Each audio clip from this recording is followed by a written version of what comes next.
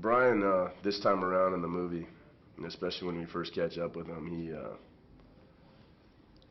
he's he's fearful, he's concerned, you know, he's with the girl that he loves, but it's funny because given the jeopardy and basically the fact that the big bad wolf and the whole world is coming down on him, he's living more happy and more free than he ever has been.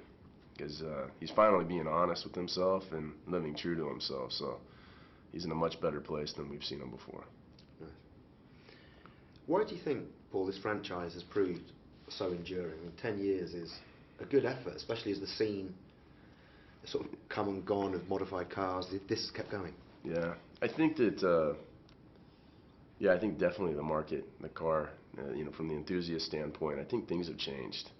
You know, in the first one, we had a lot of vinyl and a lot of bright colors on our cars, and to be honest with you, it was a kind of a tacky era for automobiles. And I think that if you see the direction in which that whole arena has moved, it's a lot cleaner and far more simple and stripped down. And along the way, we've theorized as to why the franchise is a success, and we've attributed it to this and to that. At the end of the day, it's a combination of things. First and foremost, we were lucky. I really believe that. We captured an essence, and we tapped into something that was it was the right time, and it was something that really was universal, regardless of where you go in the world, regardless of what color your skin is, what language you speak. People can definitely relate to the type of action, the scenes that we've created with and I think, and just trying to capture the car enthusiast, kind of the pulse, if you will. But the other thing too that I really overlooked the first time around, and I didn't really realize it until later, was thematically the whole focus of family and loyalty. And that's why in the 5th installment we've really gone back to that. We've really kind of focused on that.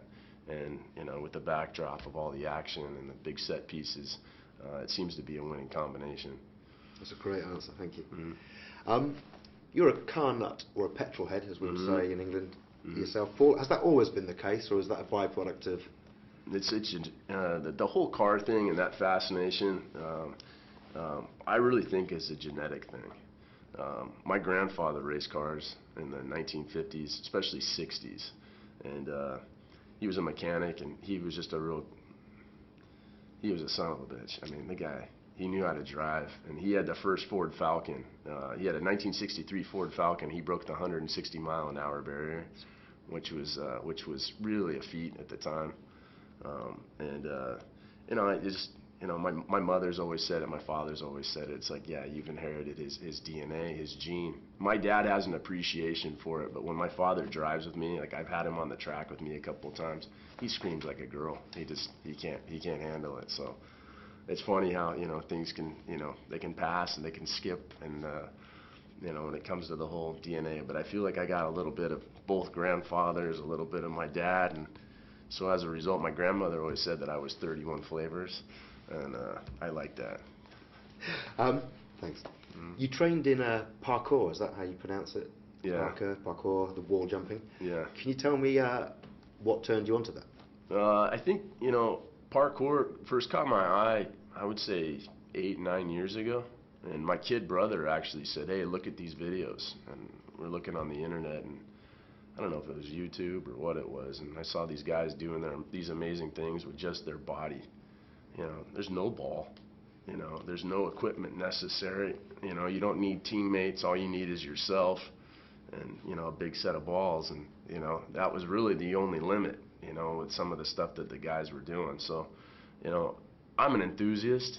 It's not something I do on a regular basis, but when we had the guys come in to basically double the teams, doing the rooftop chases through the favelas, the guy that came in to double me, his name was Paul, ironically enough, and I saw some of the stuff he was doing, and a lot of the dive rolls were basically the same thing that I learned in martial arts from the time I was a kid. And I know how to fall well from the motorsports that I've been involved with and skateboarding and all that, so I thought, well, I can do it. So I started diving from one story, just doing a swan dive, and it's called a dive roll. You tuck your arm and you roll your shoulder, and I was like, oh, I can do that.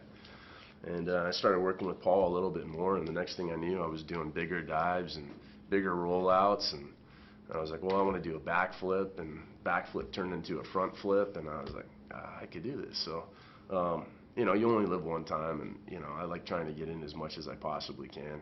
But I think it's amazing. There really are no limits on what the human body can do, and I think that parkour really showcases that.